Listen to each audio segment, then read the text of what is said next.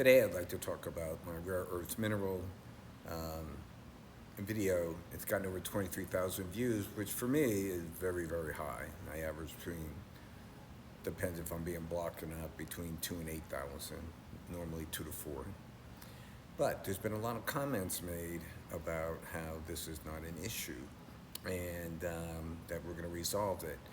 Remember what we said about the global systems that can break. They have three main characteristics. One, it takes time, right? 3, 5, 7, 10 years to fix an issue. Number two, it's very, very expensive. So the government's going to have some kind of funding.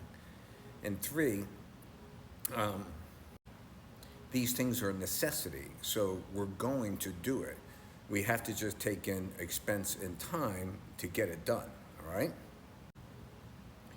Now, since then, there's been a lot of news coming out, so I'd just like to go through some of it to show you how we've been affected politically, militarily, and economically by the rare earth minerals, and I just don't know if we're going to resolve this anytime soon.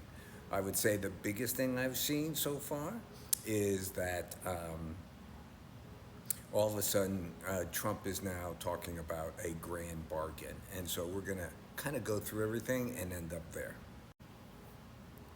Okay, so here's this report from the Stars and Stripes, okay, that Iran sent out 574 ballistic missiles. We shot down 201, only a 35% ratio, interception ratio. But the last paragraph is the only one we care about. It's going to take up to 8 years for the U.S. to replenish the THAAD interceptors consumed over the 12-day war. 8 years. Here's the CEO of Raytheon, which is, I think it actually is, I guess maybe Boeing, maybe bigger because they're planes, but one of our biggest defense suppliers. And he says, we can't go to war with China, period, because we can't replenish anything with rare earth minerals in them, which basically means everything that we make other than an artillery shell. So for all the commentators saying that this is no big deal, I think a lot of people who are in the biz actually disagree with you, and we're looking for something to invest in.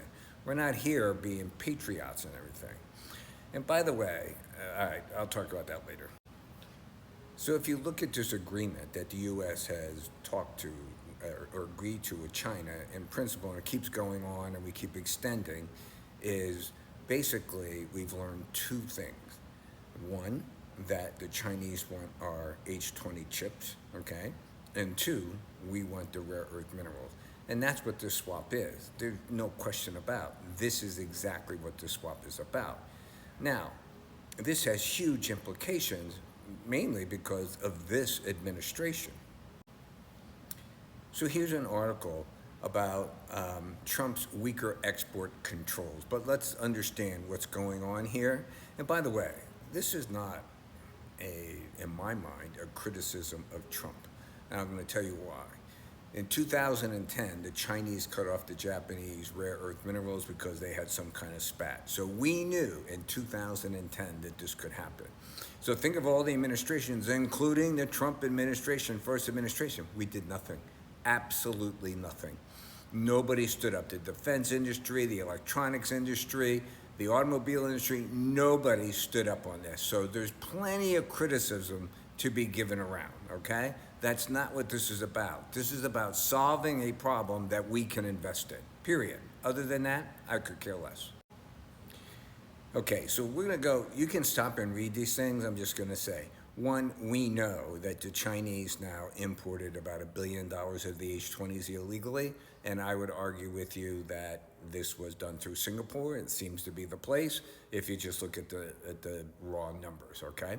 The second thing that's going on is that the new security directive came out of the White House.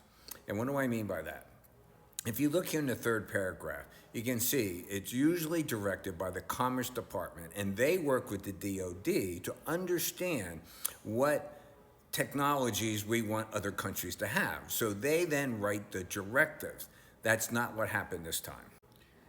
And they say here, if you read the last sentence, neither the Commerce Department nor any other involved agencies, i.e. the DOD, apparently played any role in the White House directive, which is now what they call aggressive strategic export controls, which means we're shipping the chips. And look at the last paragraph. It's right there. A apparent quid pro quo in which China released rare earth exports to the United States. So remember, when Trump administration came in, they wrote the AI protocols, or the AI action plan, what they call. But guess what? The new White House directive, they're totally incompatible. It basically throws them out. And you can see this here. This is where Trump's administration said these are red lines, you can't cross them. Guess what? We're exporting every single thing to China now. They wanted them, they get them. Now, whether it's true or not, in this sense, are these exports going to hurt the United States? I'm just not good enough to tell you if it's true or not. All I know is that the DOD is very unhappy with the White House directives, and they have said that there are 20 areas in which our security has been compromised. Has it been? I have no idea. You have to make up your own mind. And so here's in Bloomberg saying that Trump U-turn on NVIDIA spurs talks of a grand bargain with China. And they say here that the Biden approach, which Trump made harder, okay? So in other words, Biden had his red line, Trump made him even more, more aggressive, and now we just upended the whole thing. And so they're asking, how far will we go in a grand bargain? And they say, the second paragraph, read it. The apparent loosening of export controls at age 20 could sign of things to come.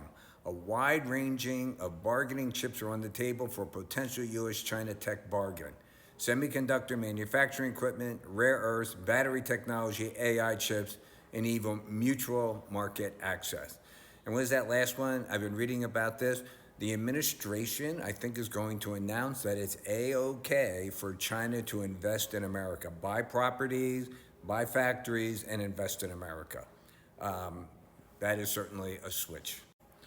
The article ends that, look, this looks like Trump's first term playbook, fentanyl, but you get to that second one, we got to talk TikTok, and that Beijing won't weaponize its control over rare earth minerals and other critical minerals. China, for its part, has an ambitious wish list. Among them is complete rollback of U.S. tariffs, including the 20% duties linked to fentanyl and legacy tariffs from Trump's first term that were upheld by Biden. So,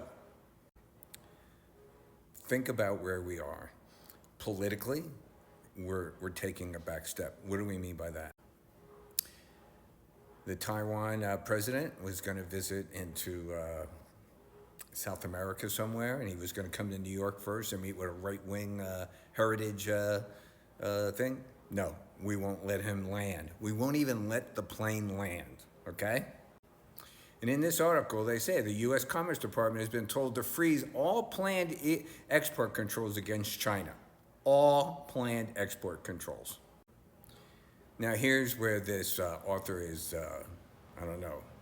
needs to work on his thing. He says, this Doshi says that we're giving up the AI chips to China for nothing in return. Nothing could be further from the truth.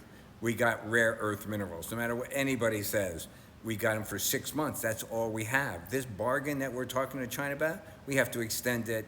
I'll bet you right now, I'll guesstimate this agreement will be 5 years in length with a 2-year kicker that either side can exercise. So rare earth minerals has changed our politics with Taiwan. It's changed our military. We're not going to be able to attack anybody. Economically, think of our industries, from cars to tractors to EV, solars, everything, our circuit boards, everything have rare earth minerals in them, and we don't have them. So economically, politically, and militarily, we are behind the gun. And as it said here by Deng Xiaoping, he had a saying, hide and bide. In other words, keep your head low, buy your time. That is the new U.S. Policy, hide and bide, 5 to 7 years. Like and follow.